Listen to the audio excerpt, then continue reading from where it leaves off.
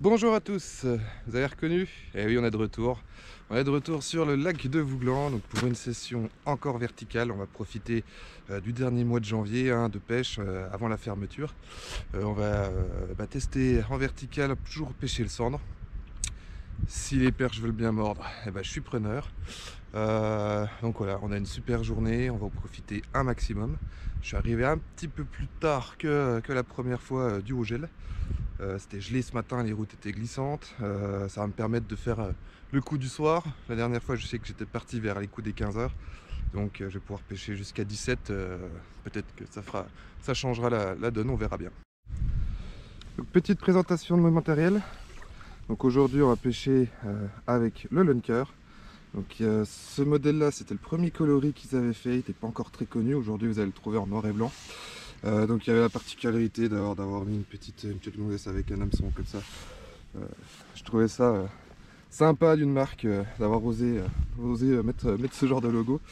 Donc on a le petit moteur à commande déportée devant en 34, donc c'est marque Camio avec la commande déportée qui est juste ici. J'ai un Humminbird Helix 5 G2 comme éco-sondeur, ce qui est amplement suffisant pour pêcher en flotte tube. Au niveau de l'alimentation, écoutez, le moteur est alimenté par une batterie lithium et l'éco-sondeur par sa petite batterie qui est juste à côté. Donc le tout représente, je sais plus, ça doit faire 6 ou 7 kg, un truc comme ça. Et ça me permet de tenir bien 2 jours de pêche, quoi. Donc c'est super. Donc ensuite les cannes, je vous les présente en action de pêche. Nous on s'assoit ici après avoir mis les palmes et c'est parti. Allez, on se retrouve sur l'eau. Écoutez, par rapport à la dernière fois, l'eau est teintée. Je sais qu'il y a eu quelques crues ces derniers temps. Là on a dû cracher toute jaune. Et je pense que les sédiments sont descendus jusqu'à là. Alors j'ai jamais pêché dans ces conditions là sur le lac de Vouglan, donc je vais voir si ça fait une différence. Donc voilà, on est sur le flotte tube, donc voilà, c'est stable, ça bouge pas trop. Je pêche beaucoup en rivière, quand il y a du courant, tout ça, j'ai jamais de soucis, c'est vraiment stable. Voilà, le principe, c'est 5 vitesses avant, hop, 3 vitesses arrière, donc ce qui me permet de me déplacer quand même un peu partout où je veux, sur de courtes distances forcément. Et voilà, et l'avantage en vertical, ça me permet en fait avec ces différentes vitesses de pouvoir pallier tous les débits, les courants qu'on peut trouver dans chaque rivière et de pouvoir pêcher en vertical au mieux. On va allumer l'éco-sondeur, on va faire comme la dernière fois, on va chercher le poisson, savoir dans quelle profondeur ils sont, et puis faire tourner les leurres et essayer de trouver le pattern, quoi, essayer de voir ce qui marche. Donc pour ceux qui ne connaissent pas l'éco-sondeur, donc ici avec l'Humminbird Helix 5 G2, donc ici ce que vous voyez là en rouge là, c'est la ligne de fond. On est dans 18 mètres d'eau. Tout le blanc, c'est l'eau qu'il y a sous mon cul. Moi en fait je suis ici, grosso modo, à la ligne 0. Et là ce que vous voyez là, en fait les petites perturbations, c'est du poisson qui va se trouver entre 10 et 15 mètres d'eau là. Donc ça me donne la hauteur d'eau, donc pour moi ils sont un peu dans 14 mètres d'eau. Donc on va revenir tranquillement vers les 14 mètres d'eau et vous allez voir que progressivement on va les fréquences en fait vont s'augmenter, ce qui veut dire qu'en fait on va trouver de plus en plus de poissons. Donc là on est déjà dans 15, 14, hop, 14, et vous voyez ici déjà sur la remontée nous avons déjà un petit peu de poissons qui sont décollés, vous voyez les petites bananes. Donc là je suis revenu dans 12, c'est bien trop, je vais essayer de revenir en 14, montrer un peu plus quand même. Donc ici on voit bien tous les poissons qui sont décollés là sur la pente. Là, je reviens dans 13.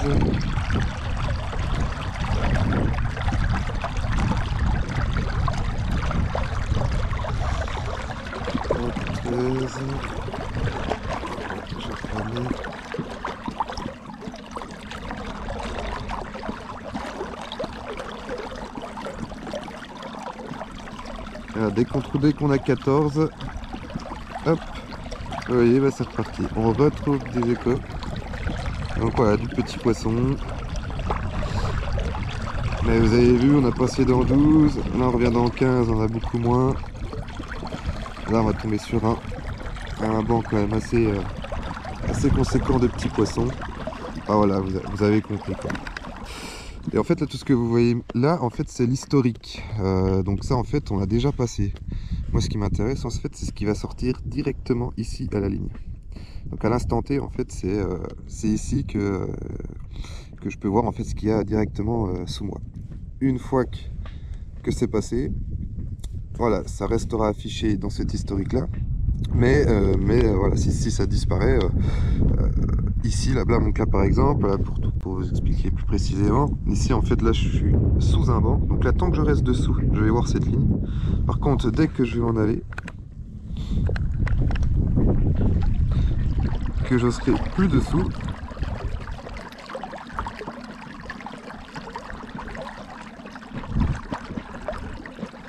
hop, voilà, j'ai quitté les bancs de poissons, donc vous voyez ce banc là, je l'ai perdu.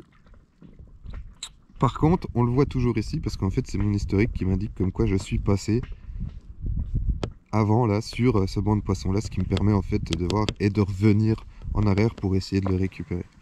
Voilà. Mais tant que voilà à ce niveau là nous avons des échos, et ben ça se passe sous nous. Voilà, j'espère que ça a été un peu clair. Ça va faire mieux la prochaine fois si en commentaire vous me demandez de réexpliquer. Mais en tout cas, voilà, c'est les bases. Alors après, voilà, il y a plusieurs fonctionnalités. Les éco-sondeurs, ça va de 250 jusqu'à 3-4 000 euros. Voilà, il y a de tout. Mais bon, pour voilà, déjà débuter, et puis en flotte tube, hein, parce qu'après, c'est des télés. Hein. En flotte tube, je trouve que les X1, c'est déjà pas mal. Je m'en sors déjà pas mal. Voilà, allez, on repêche un petit peu.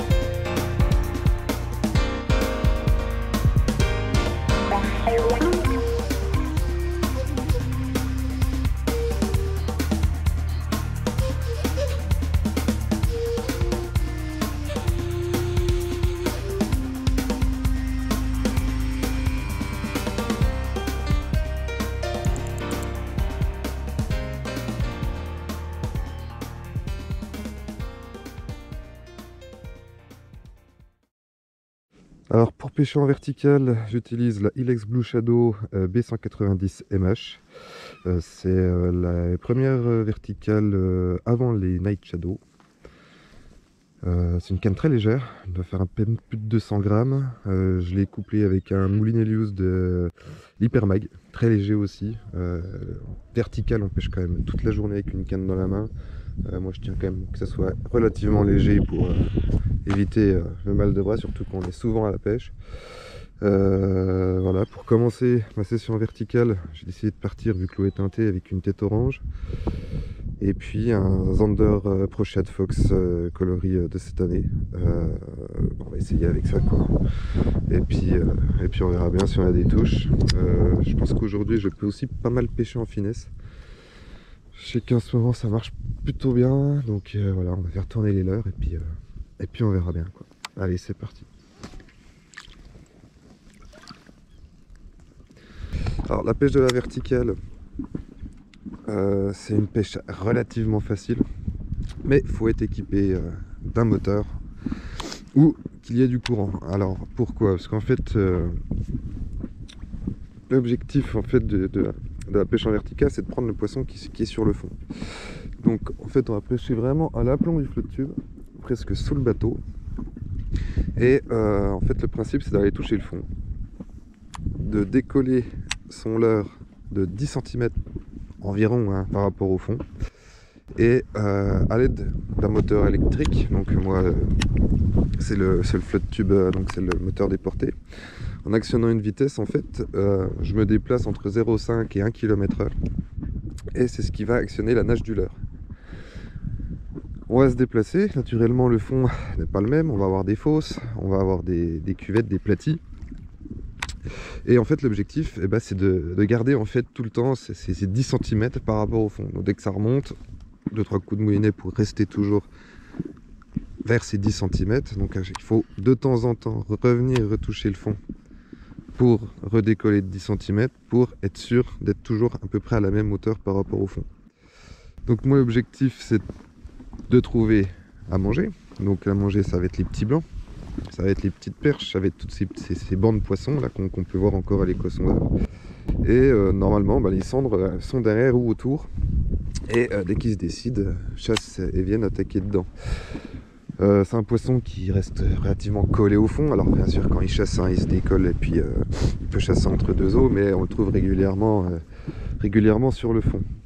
Donc c'est une pêche qui permet de parcourir pas mal de terrain. Moi, avec mon petit moteur électrique et puis ma batterie lithium, je suis pas trop inquiet, je peux y aller. Et normalement, bon, sur une journée, on arrive toujours à tomber sur un poisson actif. Alors bon, il y a des jours, ça va super bien, on enchaîne les touches, les poissons. Une fois qu'on a trouvé voilà, le leurre, tout ça. Mais bon, il y a des jours, ouais, c'est assez compliqué. Alors le sand, c'est un poisson qui est assez difficile. Un jour, il va mordre sur des leurres de couleur rose avec une vibration assez forte. Le lendemain, vous allez arriver avec le même leurre. Vous n'allez pas avoir une touche. Il va remordre sur, par exemple, je sais pas, un grub, une virgule de couleur bleue, quoi. Je dis n'importe quoi. Les grammages, c'est pareil. Moi, je pêche bien la verticale en 28 grammes. C'est assez lourd. Si ça se trouve aujourd'hui, il préfère peut-être un leurre qui est un peu plus planant, donc il faudra peut-être descendre l'état de plombée en 14 grammes pour qu'à la dérive votre leurre en fait plane un peu plus dans l'épaisseur d'eau, quoi. Donc en fait voilà, oui, le sand c'est un poisson qui est assez compliqué. Tous les jours en fait il a une couleur, une vibration qui l'intéresse.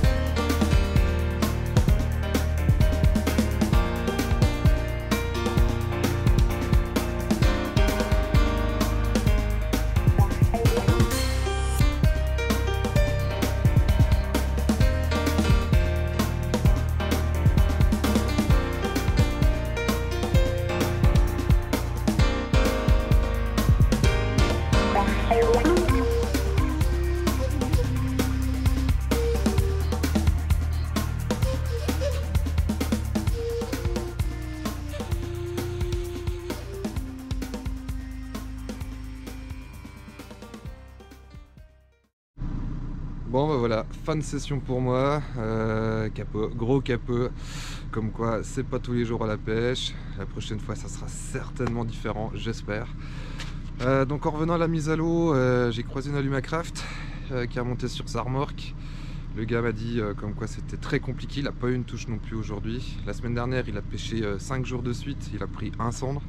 On a des mouvements d'eau qui sont très importants. Là en fait il m'a dit comme quoi dimanche le lac lui était à ce niveau là-bas.